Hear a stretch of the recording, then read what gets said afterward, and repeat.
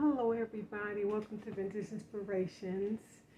We're having a beautiful day here today. I hope everybody's doing well.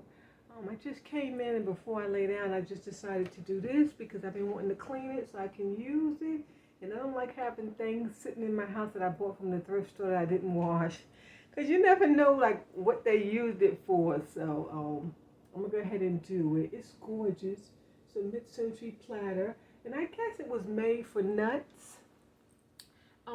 Around the mid-century period, they had like a lot of guests over. It was like big. You had to have like displays, furniture, dishware, stoves, refrigerators, and the lady was in the kitchen cooking and guests were coming by.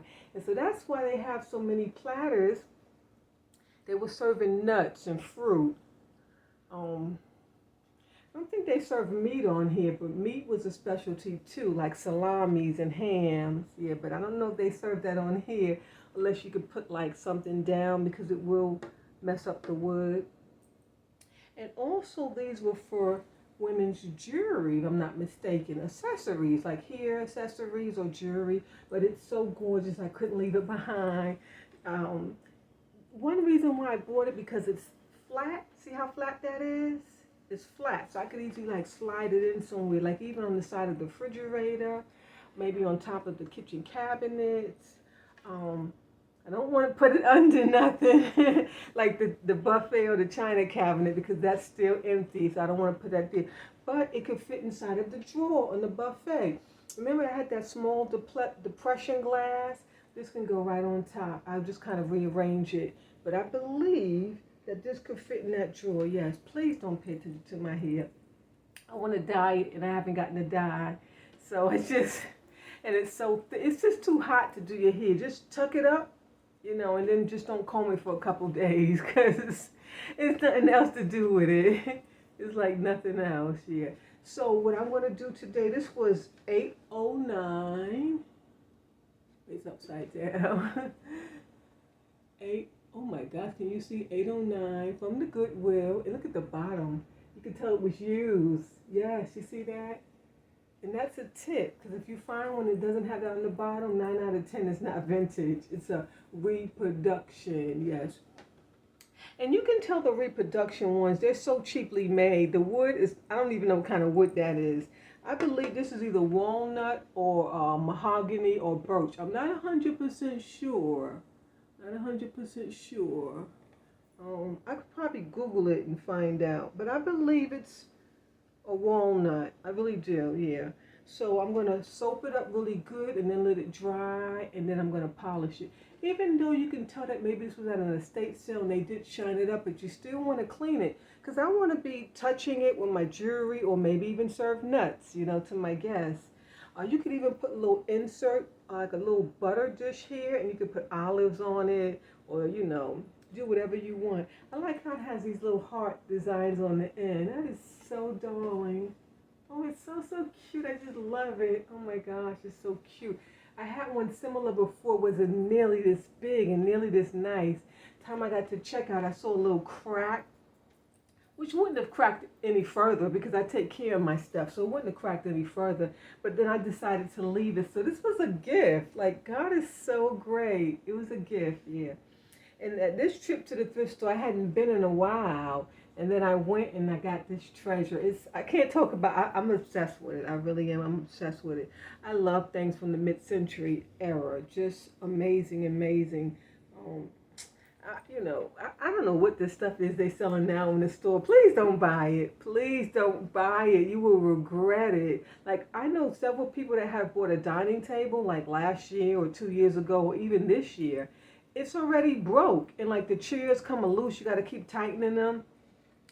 My antique table, I've had that for centuries. There's no damage. It's sturdy. It's hard as a rock. That's all I can say. Even the chairs. Hard as a rock. I do need a new upholstery. I do know that. I've done it, but then I ran out of fabric. So, and I showed it. If you watch my early videos from when I started, I showed my chairs how I upholstered. I think I can show it here. Can you see that? I don't know. No, it's too far up. Let me push the camera down. See right there? Yeah, it's like a Fendi knockoff. It's so gorgeous. It may just be Fendi. I don't know because I bought it at the thrift store, this fabric. It's gorgeous, but I don't think it's Fendi. It reminded me of Fendi, and it's this beautiful peach. Like I said, I used to love painting my whole like certain walls in the house. Not peach, because I don't like peach. More like a coral color. What's the other name? Salmon, like a salmon coral color kind of combination. So that's why I bought this fabric. And I thought I had enough because like it was rolled up and it not I didn't even realize inside it was something else. Oh, I was so disappointed. So I couldn't finish all my chairs. So I think I did 1, 2, 3. I think 4 is done, and then the other 2 I had to reupholster it. So I just put what I had in the house. It's like a checkered, similar color. But so I really at some point I need to find something nice and redo them all. But I did this myself. So simple, and this comes right out. You know, and then you just staple the back. Yeah, it's very simple, very simple. It took me a couple days, you know, because of my health. It was hard to staple and so on and so forth, you already know. And then I did the other chairs too. I don't feel like getting up to pull it around, but I'll show you another time. But let's get started on this. Let's go to the kitchen. We're going to soap it up really good and dry it off really well. Because remember, this is wood, so you cannot have soap on it for a long period of time. You don't want to ruin it, yeah. Peel this sticker off. I was supposed to then peel this sticker off. When you buy things from the Goodwill, as soon as you get home, peel these stickers off because sometimes they get stuck and they ruin your piece because they sat there too long and maybe like the glue melted. Yeah, because it's glue on these things. That's why people peel them off a million times and they still tend to stick onto the object. Yeah. Okay, let's go into the kitchen. Okay, I'm trying to get really good shot. So let's wet the floor. And you want to use cold water. You do not want to put this in no hot water. I'm going to clean the back first. Always make sure you clean the back because you don't know where someone had something sitting at. I'm going to use this, the Murphy's oil cleaner. It's a wood cleaner. So why not use it? This way you won't ruin your piece. I was going to use the my Dawn, but then that was sitting right here, so I just decided to grab it. That'll make the video even better. Yeah, but you could just use a little dish detergent. No abrasives, no Brillo pads, no cleaners, no bleach, nothing like that. Just regular soap and water. And that should do it. Okay, let's rinse that off. Remember, cold water.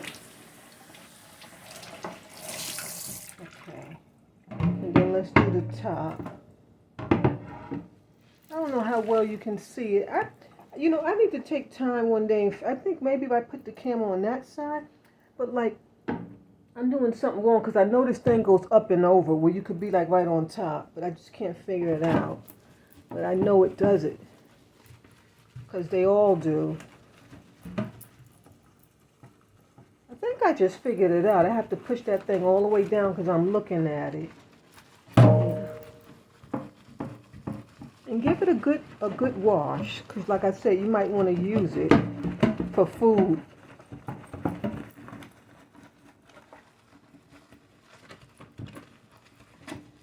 Okay. Get the sides where people grabbed it at. That should be good enough. I still haven't done my floors. It's horrible. Still haven't done them.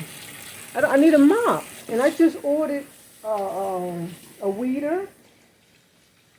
So I can weed a little bit around the garden. And I could have ordered a mop. I thought about it as soon as I sent the order. And I was like, oh my gosh. Because you got to pay for shipping. I don't know if I really pay for shipping with Amazon because I'm a Prime member, but you pay something per order, you know? It's taxes, extra taxes. This is a beautiful piece. It really is. I think one wash should be good enough. Let me take a look at it. Oh my gosh, look how clean that came out. Whoa, you see the difference? Wow. I think that's it, because like I said, you got to be careful when you put water on these pieces. Give it another rinse. And if I use it for food, I'll just make sure I give it a good wash before I use it. That's all. Because I'm just going to use it for my gemstones.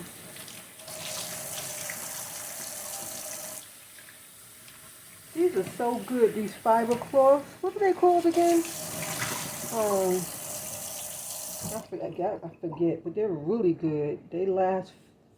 You just use them, and they're very inexpensive. Okay. Now let's dry this really, really good.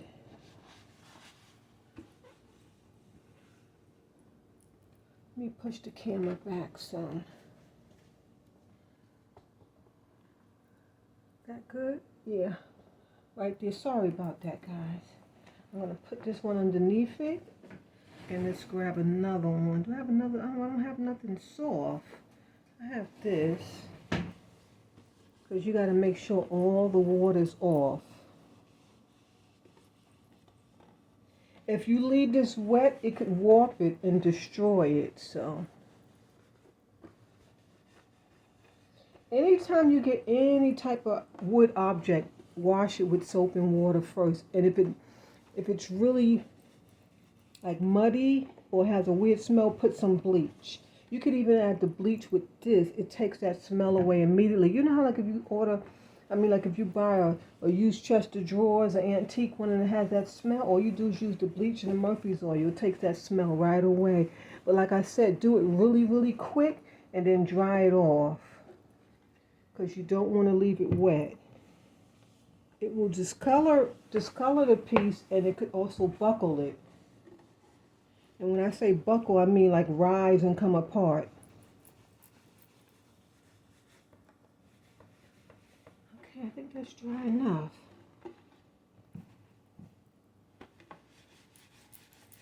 Yeah, it's dry enough. And I want to make sure this countertop is not wet. Let me get a whole nother piece.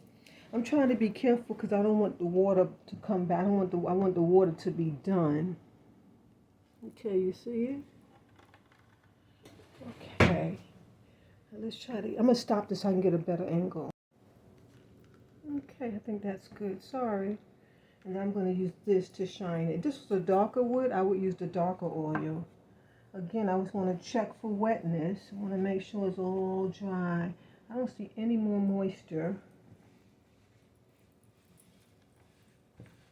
Do you see the difference in the color? Huge difference. And you can even see more of the grain where you could see it before, but you can see it even better now. See the difference? See, it was quite muddy before. Is this on? Yeah, this is on. I guess we'll just put a little spray in each one. Oh, we should have did the back first. Well, it's too late now. It's too late. And remember, when you polish the bottom, don't sit it on like your white tablecloth. Let it dry for some hours or even overnight so it doesn't stain your tablecloth. Yeah.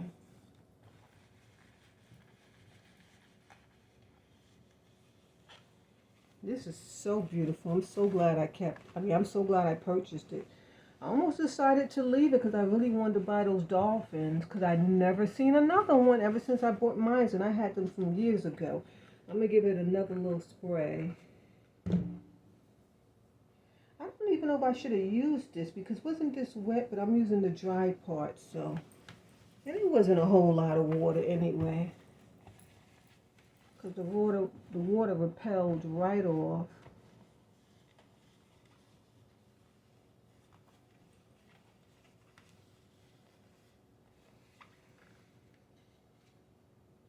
Okay, let's do the other side.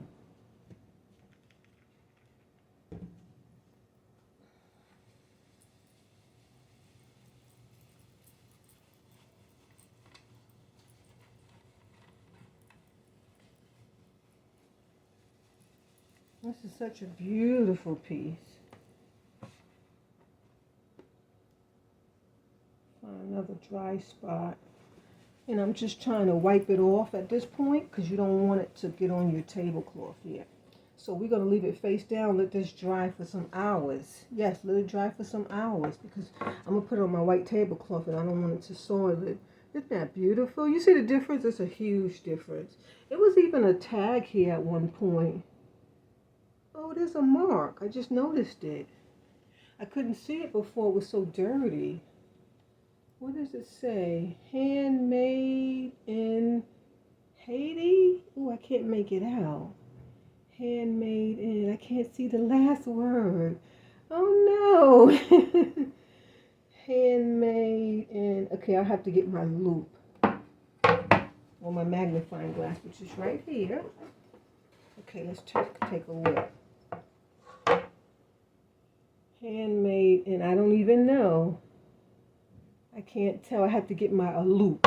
It's a magnifying. Yeah, I'm not going to get it. It's way in my purse in a whole nother room.